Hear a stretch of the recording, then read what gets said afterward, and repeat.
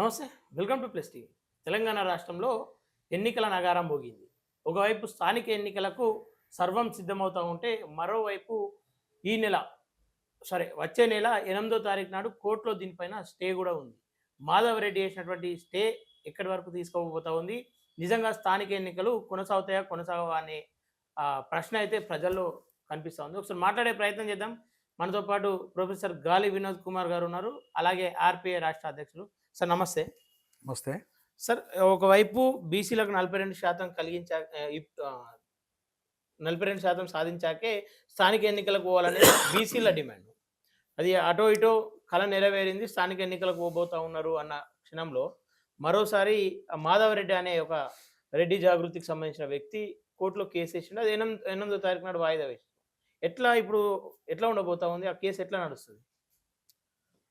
కేసే నడుస్తది. హ్మ్. ఎన్నికలే నడుస్తది. ఎట్లా అంటే ఎన్నికలు జరగద్దనే కేసు.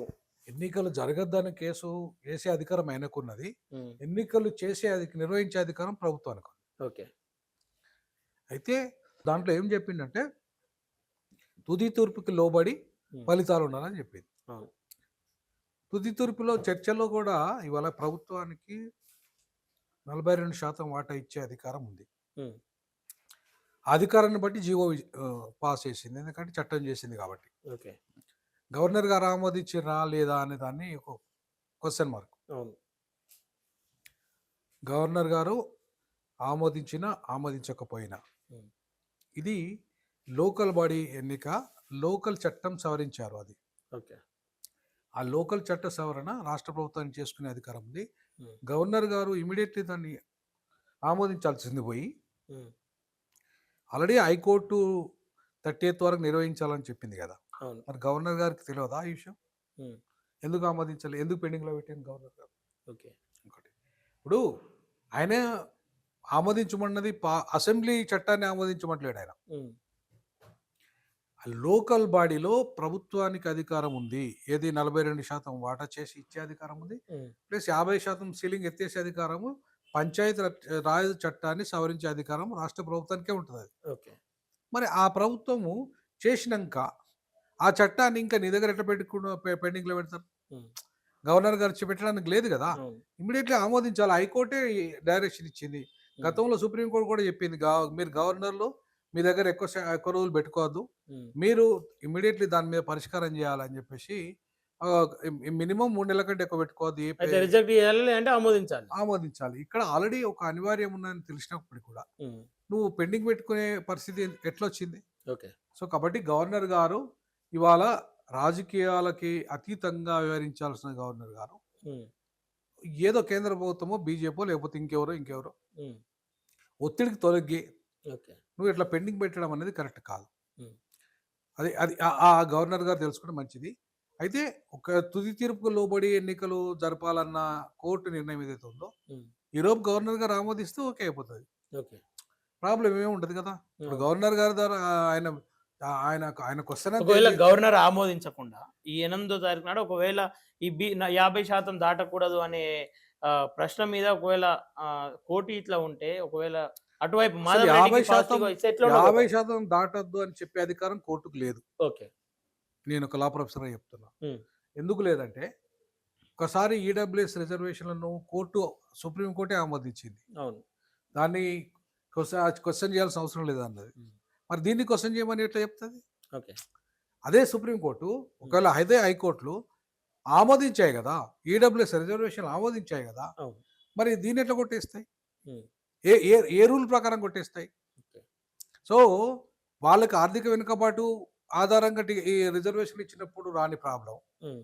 వీళ్ళకి సామాజిక వెనుకబాటు ఆధారంగా ఇట్లా వస్తే ఎట్లయితది? ఓకే. కాబట్టి కోర్టులు గూడా ఖచ్చితంగా న్యాయపరంగా, చట్టపరంగా పరిధి దాటి వ్యవహరించొద్దు. హ్మ్. కోర్టులు రాజ్యాంగానికి లోబడి పనిచేయాలి. ఓకే. సో, కోర్టులు అగ్రవర్ణాలకు ఒక న్యాయం చేయమని, అణగారిన వర్గాలకు ఒక న్యాయం చేయమని రాజ్యాంగం చెప్పట్లేదు. ఓకే. మరి అటువంటప్పుడు కోర్టులకు ఏం అధికారం ఉంటది? 50% ఈడబ్ల్యూఎస్‌కి అనుమతి ఇచ్చినోళ్ళు హ్మ్. వీళ్ళకెందుకు అనుమతి రద్దు చేస్తా అంటారు? ఒకవైపు ఈసీ ఆల్రెడీ షెడ్యూల్ గూడా విడుదల చేసింది. అందరూ సర్వం సిద్ధమైతా ఉన్నారు. తెలంగాణ రాష్ట్రంలో ఆశావాహులు గావచ్చు, ఎవరైతే ఇంట్రెస్ట్ ఉన్న వాళ్ళందరూ గూడా సిద్ధమైతా ఉన్నారు. వాళ్ళకి ఎట్లాంటి ఇబ్బంది అంటే ఒకవేళ కోర్టులో ఎట్లా కేసు తిరమరైతే ఏమైనా ఇబ్బంది అయ్యే అవకాశం ఉంటదా?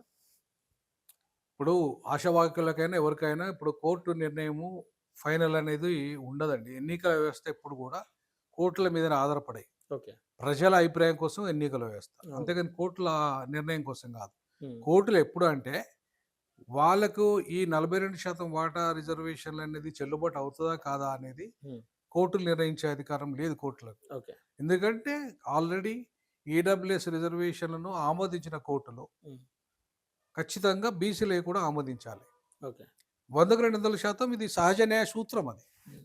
కాబట్టి కోర్టులు దాన్ని వ్యతిరేకిస్తే అనేది ఉట్టి అబద్ధం. హ్మ్. ఒకవేళ ఒకవేళ కోర్టులే వ్యతిరేకిస్తే ఓకే. మీరు 50% సీలింగ్ ఎత్తేస్తున్నానన్నప్పుడు వాళ్ళు ఈడబ్ల్యూఎస్ కూడా రద్దు చేయాలి ఓకే. కోర్టు ఈడబ్ల్యూఎస్ కూడా రద్దు చేసేసి హ్మ్. అప్పుడు ఈ 42% వీళ్ళకు మే అది కూడా మేము ఆపుతున్నామని ఆపండి. అంటే అంతేగాని షెడ్యూల్ 9 ఒక అనేది స్థానిక ఎన్నికలకు వర్తించదా? షెడ్యూల్ 9 అనేది స్థానిక ఎన్నికలకు వర్తించదు. ఎందుకు వర్తిస్తది? ఓకే. ఇప్పుడు ఇంకోటి షెడ్యూల్ 9 అనే దానికి దీనికి సంబంధం ఏముంది? హ్మ్. షెడ్యూల్ 9లో ఎప్పుడు తొ తొ తొమ్మిదో నైన్త్ షెడ్యూల్‌లో పెట్టాలి అని ఏ డిమాండ్ అవును. అయితే అవును. ఉన్నదో హ్మ్. అది దీనికి సంబంధం లేదు. ఇది ఓకే. లోకల్ బాడీ ఎన్నికలకు సంబంధించింది. హ్మ్. అవును. కాబట్టి ఈ చట్టము లోకల్ బాడీ చట్టం కేవలము లోకల్ బాడీ పరిధిలో ఉంటది కాబట్టి, హ్మ్. అది చట్ట సవరణ జరిగింది కాబట్టి, సెక్షన్ 285 కూడా చట్ట సవరణ చేసిర్రు వాళ్ళు. 50% సీలింగ్ ఎత్తేసిండ్రు. ఓకే. ఎత్తేస్తే ఇంకా ప్రాబ్లమ్ ఏముంటది? ఓకే. అదే ప్రాబ్లమ్. లోకల్ బాడీలో 50% పెంచొద్దు అనే దాంట్లో దాన్ని దాటి పెంచొద్దు అనే దాంట్లో ఇప్పటిదాకా ఆగింది ముచ్చట. అవును. మరి సవరణ చేసిండ్రు గదా! హ్మ్. గవర్నర్ ఆమోదించినా, ఆమోదించకపోయినా రాష్ట్ర ప్రభుత్వానికైతే అధికారం ఉంది గదా! ఓకే. అయిపాయే. ఇంకేముంది? గవర్నర్ గారు ఆమోదించే బాధ్యత గవర్నర్ గారిది. ఈలోపు గవర్నర్ గారు ఆమోదిస్తే సంతోషం. ఏది? ఓకే. ఎన్నికల ఆల్రెడీ నోటిఫికేషన్ వచ్చింది కాబట్టి, హ్మ్. ఆమోదించేస్తే ఇమ్మీడియేట్‌లీ ఎక్కడ ఏ అడ్డంకులుండయి. ఓకే. ఒకవేళ గవర్నర్ గారు ఆమోదించకుండా అట్లనే పెండింగ్‌లో పెడితే, హ్మ్. రేపు కోర్టులు గవర్నర్ గారు ఆమోదించలేదు కాబట్టి, ఈ హ్మ్. చట్టం చెల్లదు అని చెప్పి రేపు తీర్పియచ్చు. Okay sir. ఇక్కడ ఒక రాజకీయ నేతగా ఇగ ప్రొఫెసర్ పక్కన పెడితే ఒక రాజకీయ నేతగా ఎట్లాంటి అడుగులు వేయబోతా ఉన్నారు? స్థానిక ఎన్నికల్లో ఆర్‌పీఐ నుండి ఏదైనా బల ప్రదర్శన చేయబోతా ఉన్నారా? తప్పకుండా వచ్చే స్థానిక ఎన్నికల్ని ఆయుధంగా వాడుకుంటాం. హ్మ్. మేము ప్రధానంగా మా దృష్టంతా కూడా ఏందంటే, మా ప్రజలు ఎవరైతే ఉన్నారో, హ్మ్. బడుగు బలహీన వర్గాలు ఎవరైతే ఉన్నారో, హ్మ్. వీళ్ళని ఖచ్చితంగా ఇప్పటిదాకా అవకాశాలు రాని కులాలు. ఓకే. ఫర్ ఎగ్జాంపుల్ మా మా మాల అనంగానే మాల మాదిగ అనంగానే ఎస్సీలు అనగానే మాల మాదిగలే గుర్తొత్తరు. అవును. రైట్. 2 కులాలు. హ్మ్. కానీ 59 కులాలలో ఒక 2 కులాలే కదా లబ్ధి అవును. ఇప్పటిదాకా. ఇంకా 57 కులాలకు లబ్ధి లేదు. హ్మ్. ఆ 57 కులాలకు కూడా అవకాశం ఇచ్చే బాధ్యత ఆర్‌పీఐది. ఓకే. అట్లాగే బీసీలు అనంగానే ఎన్ని కులాలొస్తాయి? 7 కులాలు మాత్రమే ఇప్పటిదాకా ఎమ్మెల్యేలయ్యిండ్రు. అవును.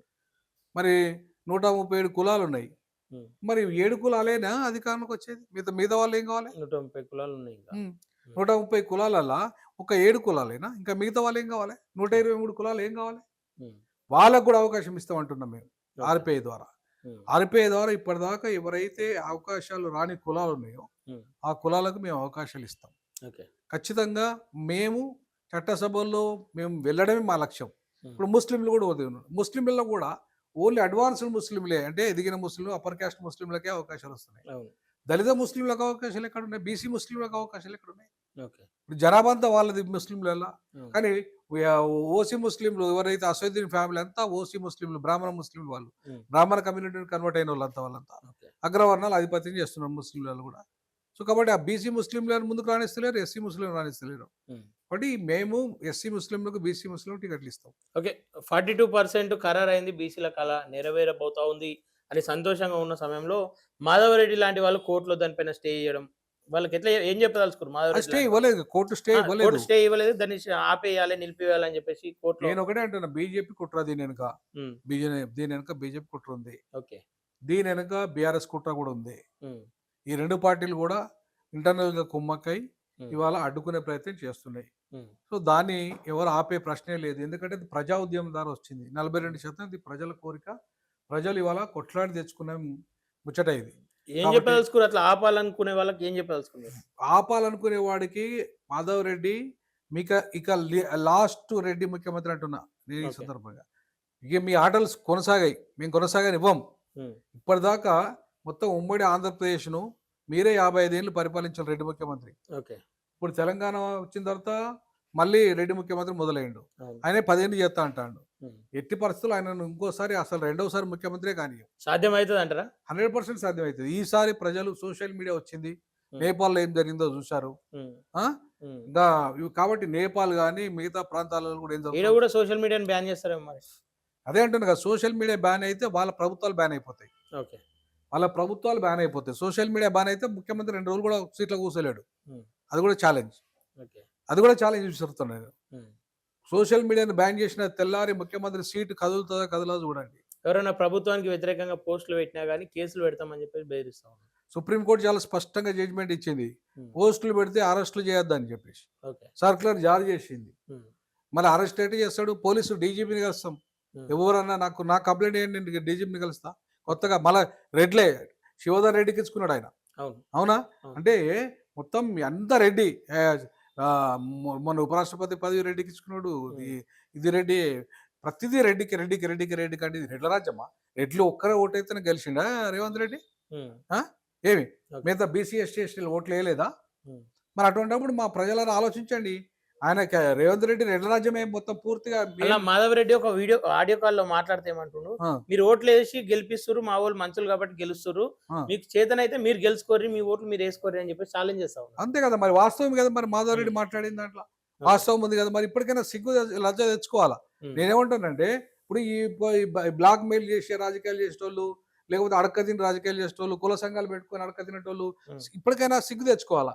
ఓకే. ఇప్పుడు మాధవ్ రెడ్డి ఆ రకంగా మాట్లాడుతుండే, మాధవ్ రెడ్డి ఆ రకంగా కోర్టులో కేసు వేస్తుండే ఇప్పుడు ఎంత ధైర్యంతో వేస్తున్నారు?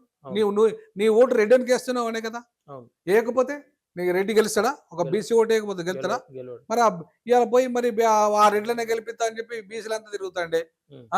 ఏమి ఇప్పుడు ఒకవైపు ఏమో రేవంత్ రెడ్డి మొత్తం బీసీల రాజ్యం అనుకుంటే మొత్తం రెడ్ల రాజ్యం క్రియేట్ చేస్తాడు కదా. 42% బూచి. కానీ ఇచ్చేంత అవకాశాలు ఇచ్చేంత ఎవరికి? రెడ్డిలకు.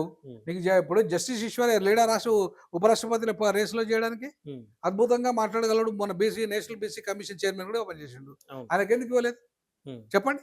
అంటే నీ రెడ్లకు మాత్రమే ప్రాతినిధ్యం వహిస్తున్నాడు రేవంత్ రెడ్డి. ఆ విషయాలను బీసీలు ఇప్పటికైనా గమనించాలి. కాబట్టి నేను మల్లన్న కూడా అంటున్నా, నేను ఈ సందర్భంగా నువ్వు మల్లన్న నీకు చిత్తశుద్ధి ఉంటే, బీసీల పట్ల చిత్తశుద్ధి ఉంటే నువ్వు మాతో ఎందుకు కలుస్తలేవు? మేము ఎందుకు కలుస్తారు? బీసీలకు వాళ్ళ జనరల్ సీట్లలో బీసీలు పోటీ చేస్తారు, మేము పోటీ చేయం. అవునా? మేమే రిజర్వేషన్ సీట్లలో పోటీ చేస్తాం. మాకు ఆల్రెడీ రిజర్వేషన్ ఉంది. నీతో మేము కలపడానికి కారణం ఏంటి? జనరల్ సీట్లను అన్ని గెలిపిస్తాం, రిజర్వేషన్ సీట్లను మమ్మల్ని గెలిపి. అవునా? మరి అటువంటిప్పుడు అప్పుడు నువ్వు బీసీ బీసీల పైన తిన్మర్మలకు చిత్తశుద్ధి లేదంటారా? లేదు. ఉంటే ఈ రకంగా ఉండాడు కదా.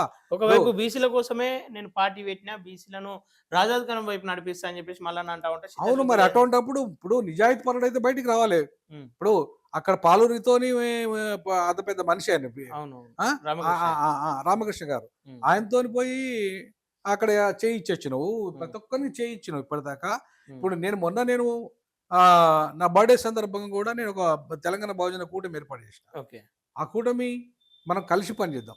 బీసీ మైనార్టీలలో జనరల్ పోటీ చేయాలి. వాళ్ళ రిజర్వేషన్, రాజకీయ రిజర్వేషన్ లేవు. వాళ్ళకి మనం జనరల్ సీట్లు ఎక్కువ ఇచ్చి వాళ్ళకు ఆ సీట్లలో వాళ్ళకి సపోర్ట్ చేసేసి రిజర్వేషన్ సీట్లలో మేము పోటీ చేస్తాము. సో మీరు సపోర్ట్ చేయండి మా పార్టీలకు. మీ పార్టీలకు జనరల్ సీట్లలో మేము సపోర్ట్ చేస్తాం. అవునా? కలిసికట్టుగా పనిచేద్దామంటున్నా నేను. మేము జనరల్ పోటీ చేయం, మేము అది కూడా చెప్తున్నాం. జనరల్ మీరే పోటీ చేయండి, కానీ మాకు రిజర్వేషన్లు మేము ఎట్లా మేమే చేయాల్సి వస్తుంది కదా. ఎస్సీలే చేస్తారు. కాబట్టి మేము ఇక్కడ మీరు పోటీ చేయలేరు కాబట్టి మీరు పోటీ చేసే కాడ మేము సపోర్ట్ చేస్తాం. మేము పోటీ చేసే కాడ మీరు సపోర్ట్ చేయండి. బీసీలు ఉండాలిగా, బీసీలు ఉంటాయి కదా. రిజర్వేషన్లు కూడా ఇన్విటేషన్ ఇచ్చిరా మరి? మొన్న చెప్పినా నేను ఆ విషయం, ఇన్విటేషన్ ఇచ్చినా వస్తానని రాలి. ఆ విశారదన్ ఉన్నాడు, ఆయన ఎందుకు రాలేదు? నేను ఒక ప్రొఫెసర్ అండి. నేను ఉద్యోగం బీసీ ముఖ్యమంత్రి కోసం రాజీనామా చేసిన. 12 ఏళ్ల సర్వీస్ నాది. అవునా?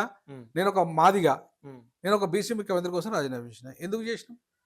బీసీలకు మొదటిగా అధికారం మార్పిడి జరగాలని కదా, అధికారం బీసీలకు రావాలని కదా. మరి అట్లా అంటే నాలాంటి చిత్తశుద్ధి గలవాడిని, బీసీల పట్ల చిత్తశుద్ధి కోసం రాజీనామా చేసిన. ఇవాళ నేను ఆహ్వానిస్తే నువ్వు రాకపోతే నీకు బీసీల పట్ల ఏం చిత్తశుద్ధి ఉంది? ఏం పోడు నువ్వు పోయి నేనేమన్నా రేవంత్ రెడ్డి సుట్టు నీలాక తిరిగి ఎమ్మెల్సీ పదవి తెచ్చుకున్నా? అది రెడ్లు ఇచ్చింది కదా భిష. నీకు సిగ్గుంటే నీ ఇప్పటికి రాజీనామా ఇవ్వాలా దానికి. రాజీనామా చేయాలి. ఒక పార్టీ అధ్యక్షుడు అయినాక ఓకే. రాజీనామా చేసేసి నీ ప్రజలు కోరుకొని పోవాలి, నువ్వు పోటీ చేయాలి. మరి అంతే. బీసీ ముఖ్యమంత్రి తీర్మాన్ మల్లన్ననే అభ్యర్థిగా అనుకుంటా ఉన్నారు. ఇప్పుడు నేనేమంటాను, నా నిజాయితీ గల్లోడు ప్రజలకు సేవ చేస్తాడండి. తీర్మాన్ మల్లన్న బ్లాక్ నిజంగా మెయిలర్ బ్లాక్ మెయిలర్ రేటింగ్ ఏం చేస్తాడు చెప్పు. ఓకే. ఇప్పుడు ఒక ఐఏఎస్ చిరంజీవులు ఉన్నాడు, పాపం రిటైర్డ్ అయినా కూడా వచ్చి పని చేస్తున్నాడు. అవును. ఒక జస్టిస్ ఈశ్వరయ్య ఉన్నాడు, రిటైర్డ్ అయినా పని చేస్తున్నాడు వచ్చి. ఇంకా ఎవరైనా ఇంకా నిజాయితీ పరులని యూత్ను పెడదాం. నిజాయితీగా రేపు బీసీల కోసం పనిచేస్తానంటే వాళ్ళని పెడదాం. ఓకే. ఇప్పుడు ఆ మల్లన్న లాంటి చీటర్ని పెడితే మొత్తం ఆ గుడిగానే అమ్మేసుకుంటాడు కదా. మరి అట్లాంటి వాడిని ఎట్లా ఎట్లా ఎట్లా ఎంకరేజ్ చేస్తాం. ఇప్పుడు కనీసం ఓపెన్ డిబేట్ చేసినా రావాలిగా బయటికి. అవును. చేసి ఇప్పుడు నేనేమంటానంటే డబ్బు ఒక్కటే ప్రాధాన్యత కాదుడా. రేవంత్ రెడ్డి వచ్చినంత మాత్రం రెడ్లందరూ బాగుపడ్డట్టు కాదడా. ఓకే. మల్లన్న వస్తే బీసీలంతా బాగుపడ్డట్టు కాదు. నిజాయితీ కూడా అవసరం. అవును. సో నిజాయితీ చిత్తశుద్ధి అనేది ఉండాలి. ఉన్నప్పుడే మన బీసీలకు ఏమైనా మేలు జరుగుతుంది. అంతే తప్ప ఊరికే బీసీల జపం చేసినంత మాత్రం బీసీలకు న్యాయం జరగదు. Okay sir. పేద ఇంకోటి కూడా చెప్పాల్సుకున్నా, ఇప్పటిదాకా పేద బీసీలను పట్టించుకున్న నాదులు లేడు. అవును. అది రెడ్లు కావచ్చు, ఎదిగిన బీసీలు కావచ్చు. ఓకే. పేద బీసీలు ఇప్పటికీ సంచార జాతులుగా ఇప్పటికీ అడకతిని స్థితిలో ఉన్న బీసీ కుటుంబాలు బోళ్ళు ఉన్నాయి, కోట్లాది మంది ఉన్నారు. అవును. మరి వాళ్ళ బతుకులు మార్చాలి కదా. సరైన ప్రణాళిక, సరైన చిత్తశుద్ధి ఉన్న నాయకుడు ఉండాలి కదా. మళ్ళీ నాకు అట్లాంటి బుద్ధునుడే కాదు, అట్లాంటి కొత్త సమానం చీటింగ్ వివరాలు చేస్తున్నాడు కదా. మరి అటువంటిప్పుడు ఇప్పుడు చదువుకున్న వాళ్ళనే చీట్ చేస్తున్నప్పుడు, విద్యావంతులనే చీట్ చేస్తున్నప్పుడు ఇక సామాన్యుని చీట్ చేయడా. సో కాబట్టి మళ్ళీ ఇప్పటికైనా పద్ధతి మార్చుకోవాలంటున్నాను నేను ఈ సందర్భంగా. ఓకే. ఫైనల్గా సార్, ఓటు చైతన్యం దిశగా ప్రజలకు ఫస్ట్ ఓటు చైతన్యం రావాల్సిన అవసరం ఎంతైనా ఉంది. దానికి ఎట్లాంటి అడుగులు వేస్తా ఉన్నారు, ఎట్లాంటి కార్యాచరణ? ఇప్పుడు మేము మూడు ముఖ్యమైన అంశాలు మాయి. ఒకటి సామాజిక చైతన్య యాత్రలు, ఓకే. రెండవది ఆర్థిక చైతన్య యాత్రలు, మూడవది రాజకీయ చైతన్య యాత్రలు. మీరు చెప్పేది లాస్ట్. ఓటు చైతన్యం అనేది అది లాస్ట్ చివరి అంకం. కానీ అంతకంటే ముందు చేయాల్సినవి కూడా రెండు ఉన్నాయి. మేమేంటంటే సామాజిక చైతన్య యాత్రలో కులాల మధ్య ఐక్యత. ఓకే. ఇప్పుడు మనం భాయిచారా అనేది లేకపోతే మాలమాదిగలే ఇప్పుడు కలిసే పరిస్థితి లేదు. అవును. వాళ్ళని కలపాలి కదా. మాలమాదిగల మధ్య ఐక్యత తీసుకురావాలి, బీసీల మధ్య ఐక్యత తీసుకురావాలి, మిగతా కులాల మధ్య ఐక్యత అనేది ఒకటిగా అవసరం. దాన్నే సామాజిక న్యాయం అంటాం. మనం ఈ కులాల మధ్య ఐక్యత ముందు తీసుకురావాలి. రెండవది, పాపం ఇప్పుడు చాలా మంది పేదరికంలో ఉన్నారు, వాళ్ళకి తిండికి కూడా గతి లేదు. మరి అట్లాంటి వాళ్ళకి ఏదైనా ఒక ఉపాధి కల్పించాలి కదా. అవునా? ఇప్పుడు మల్లన్న దగ్గర 2,000 కోట్ల రూపాయలు అనేటుండు. అవునా? ఇప్పుడు 2,000 కోట్ల ఒక 100 కోట్లు పెట్టి, 200 కోట్లు పెట్టి బీసీలకు, అత్యంత పేద బీసీలకు ఒక మంచి కుట్టు మిషన్స్, కొంత ట్రైనింగ్, లేకపోతే ఇంకా ఏమన్నా ఛాయ్ దుకాణంలో కొంచెం పెట్టించి ఒక 100 కోట్లు పెట్టి 1,00,000 మందికి మనం ఉపాధి కలిపి ఫస్ట్. నీ దగ్గర డబ్బులు పెట్టి 1,00,000 మందికి ఉపాధి కలిపితే వాడు నమ్మకం వస్తుంది నాకు, మా మల్లన్న గొప్పోడని. మేము అది చేయబోతున్నాం. మేమేం చేయబోతున్నాం అంటే, రెండోది, మేమే ఒక సొంత లార్డ్ బుద్ధ బ్యాంక్ పెట్టబోతున్నాం. ఆర్బీఐ అనుమతి తీసుకొని ఒక 5 కోట్లు పెట్టి మేమే బ్యాంక్ పెట్టబోతున్నాం. దాని ద్వారా మేము మా వాళ్ళకి, మా దళిత పిల్లలకి, వీళ్ళకి నిరుద్యోగులకి కొన్ని ట్రైనింగ్ సెంటర్స్ పెట్టి వాళ్ళకి ఇచ్చి ఉపాధి, టీ కోర్ట్స్, ఇంకా అదో డ్రైవింగో, ఆటో డ్రైవింగో, అవో ఇవో వాళ్ళకి ఉపాధి అవకాశాలు కల్పించాలి. ఈ జనవరిలో ఆ యాత్ర తీసుకుంటున్నాం. తర్వాత మూడోది ఓటు చైతన్య యాత్ర. అది మూడో అంశం. ఇప్పుడు ఫస్ట్ వాడికి తిండి ఉండాలి, వాడికి ఉపాధి ఉండాలి, వాడి మధ్యలో ప్రేమను పంచాలా. ఇవి రెండు. తర్వాత మూడోది ఓటు వేయరా బాబు అని చెప్పాలి అప్పుడు. కానీ ముందే ఓటు అడుగుతున్నాం మనం, మిగతా ఏం చేయకుండా.